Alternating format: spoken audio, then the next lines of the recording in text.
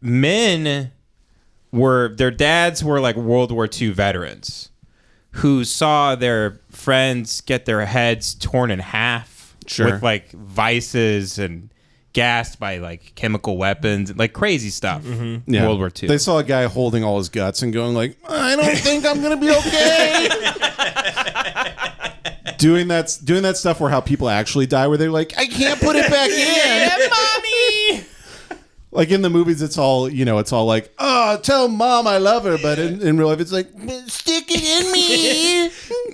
It's just a guy going, shove a grenade in my mouth.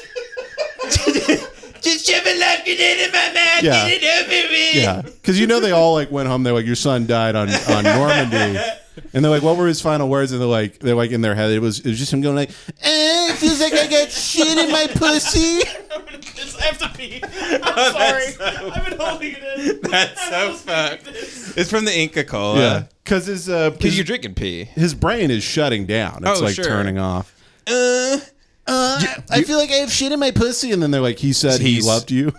He died with no fear in his heart, and he said that his kingdom was not of this earth, but in heaven. Right. And then actually he's like, oh, there's poop coming out of my mouth for some reason, because I was shot in the dick, and now poop's coming out of my mouth, and it tastes like shit, and there's blood in it. They're like, he said he loved you, Edna, and he wanted you to have a great life and remember him.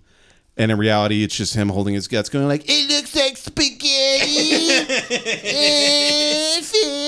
Dude, if I was in that movie, Tarantino's first film, Reservoir Dogs, would have went totally different if I was Mr. Orange. Yeah. If I got shot, I'd be crying the whole movie. Yeah, the Tim Roth character. Wait, it's Mr. Orange, right? That gets shot. I think so. That's Tim Roth. Yeah. Laying there, I'd be crying the whole movie. Like, it's fucking sucks. I'm good. Yeah. And it's just them trying to have these great like lines of dialogue with like Mr. Pink and Mr. Blonde. Right. And I'm just like, my tummy. My fucking tummy, dude. Yeah, it's Mr. Pink going like, stay cool, Jack, because we got to figure out what happened so we know who we're going to. And you're just going like, fuck. Fuck. I got blood on my dick. Fuck. It's like all dry and sticky now. I want to like take a shower or something. Does anybody have like wet wipes? Because I think the blood is in my ass. Yeah. I'd be shouting over that guy that guy would ask Mr. Blonde to get his ears cut off so he could stop hearing me bitch about being shot. He'd be like, yeah, because the guy does kind of talk like that in the movie. Yeah. The guy gets his ear cut off. He does. And he's like, fuck that guy. He'd be like, cut it off. I can't hear him. I was saying in Reservoir Dogs, if I was Mr. Orange, I'd be crying like a bitch the whole time if I was shot, and then no one could get out any of these amazing lines of dialogue. Oh, right. Yeah. Fuck! And the part where we are in the bit now is we said the guy would want to get his ears cut off because I'm bitching so loud. He would ask Mr. Blonde to cut his ears off. Yeah, Michael Madsen goes, cut the other one off, too. Yeah, Michael Madsen cuts his own ears off. Yeah. You're in the car, Harvey Keitel just starts going like, you're really gay! You're gonna be real gay! You're really gay! Say the goddamn words, I am gay! That's one of the most amazing scenes.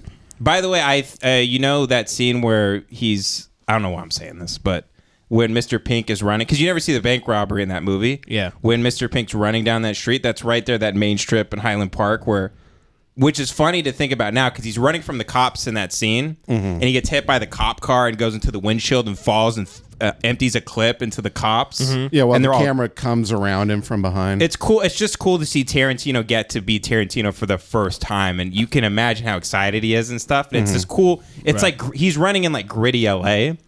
But now he would be running by like My Pink Pussy pen shop and like typewriter repair store. Running past like a Home State and a Sweet Green. Where people are just waiting in line with like a $9 juice. It's a record store / pho shop. No, Mr. Pink would push Mark Maron out of the way to get away from the cops. Yeah. Hey man, are we cool? He runs by him and goes, do we have a thing?